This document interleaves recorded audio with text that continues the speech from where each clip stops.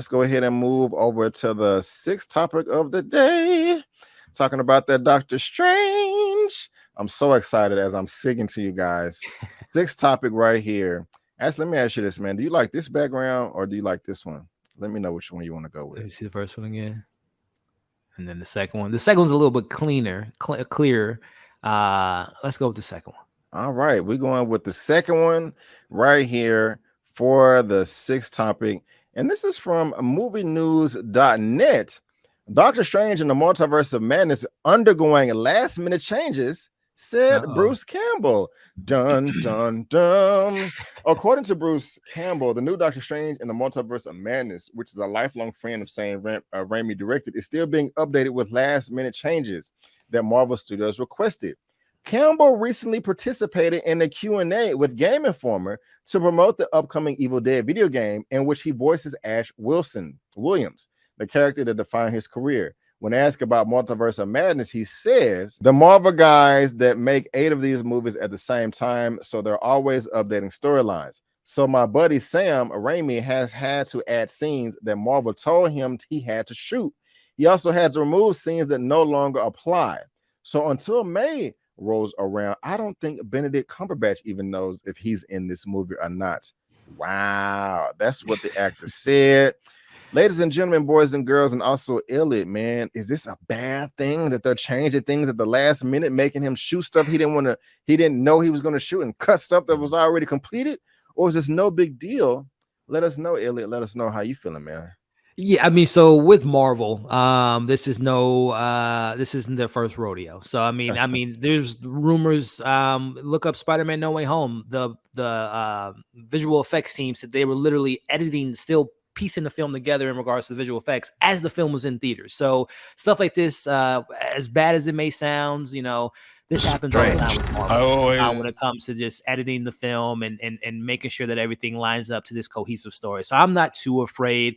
I am a little bit nervous, though, as far as just in regards to the runtime that came out a couple weeks ago, under 2 hours and 6 minutes. That makes me a little nervous considering how big of a film they're making this out to be and the ramifications going to have on the MCU, that it makes me feel like there's going to be a lot of go to this scene, next scene, this scene, and really not a lot of character development. That makes me a little nervous. But in regards to, cutting things out, adding stuff in, that's what Marvel does like all the time. So I'm not too worried about all that. And Bruce Campbell, I love him a lot, but sometimes you just wish he hasn't been a part of a big franchise since, Evil Dead. Sometimes some of these actors kind of speak out of hand in regards to he didn't have to say that, but sometimes they feel a little pressured or maybe just speaking candidly. And I mean, at this point in his career, he's a legend, so he can say whatever he wants, but I think we'll be fine in regards to final edits and stuff like that.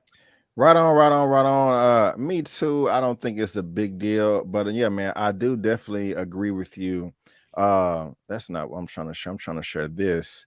That runtime does make me nervous, bro. 2 hours and 6 minutes.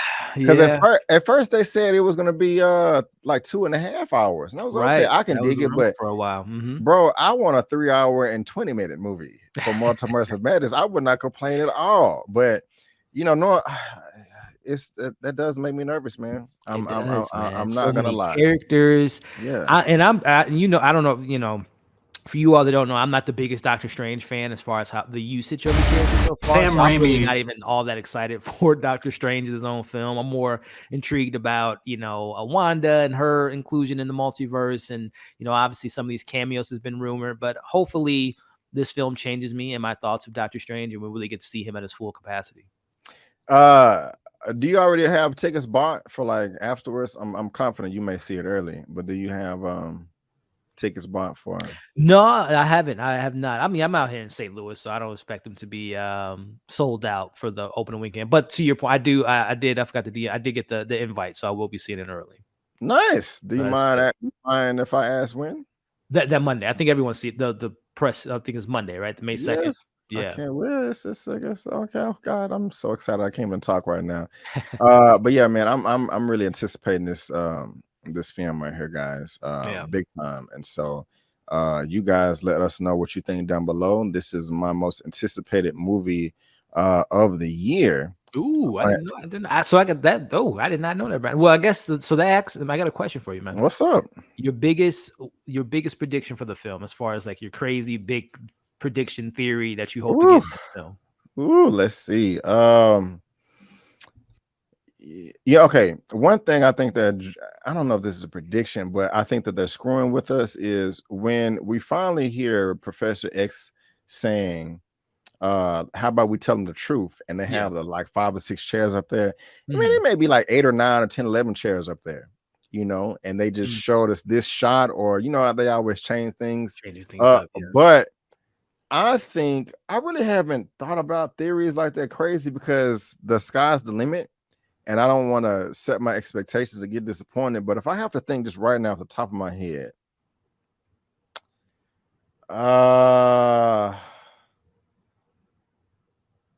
don't know. Well, I'll pose it this: Do you think we'll get the big answer to the mutants? Is this film the gateway entry point to introducing the mutants? I want to say 90% yes. Okay. 90. I might even go 95%. Yeah. Now, I'm not saying that we're going to see a whole bunch of mutants and they're going to come through and fight. And I'm not saying all that. But I definitely think that this is opening the door.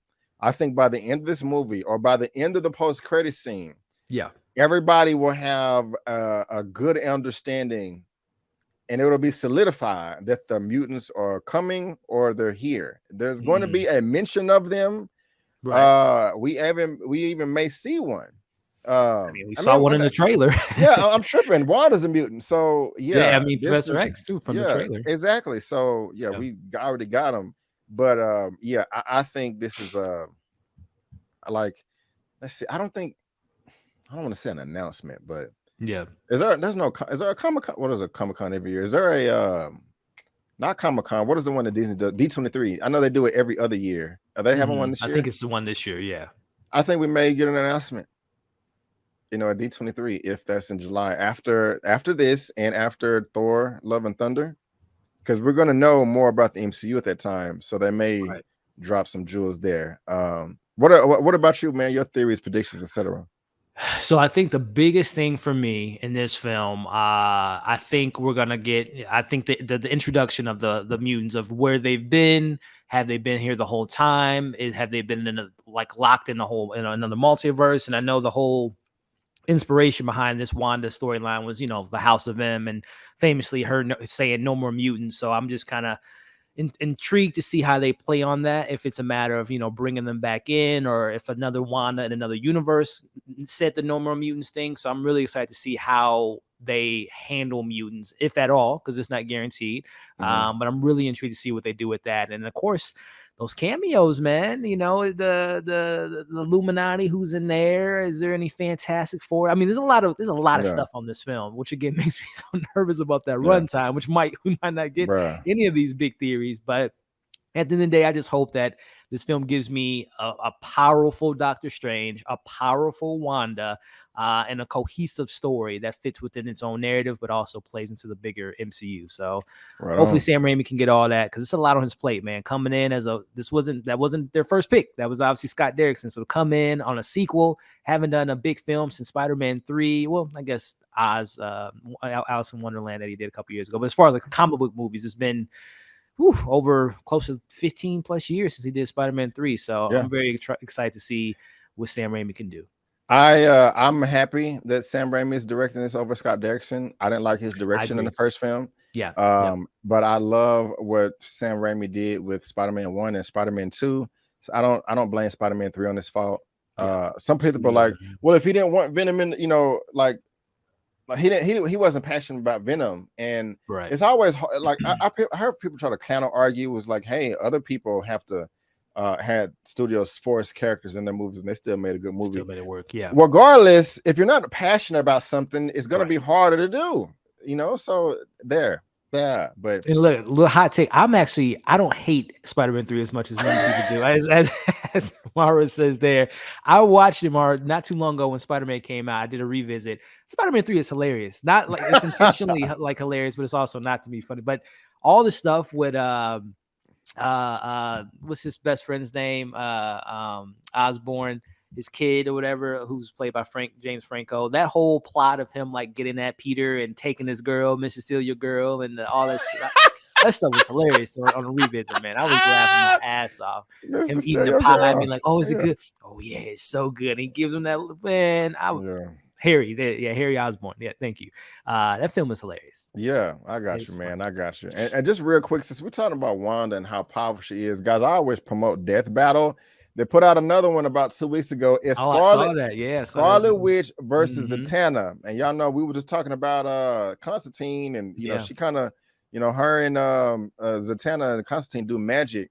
And it's very good. If you just like beat ass, they break down each of the characters, all their abilities, and then they actually show them fighting in the end. They put that together, they animate it. It's badass. It's badass. And if you haven't seen it, go ahead and check that out. And so because I don't think you would be disappointed. But yeah, and again, guys, if you're watching this via live on the replay, there is a link down to that article in the description box below for you to read at your own leisure.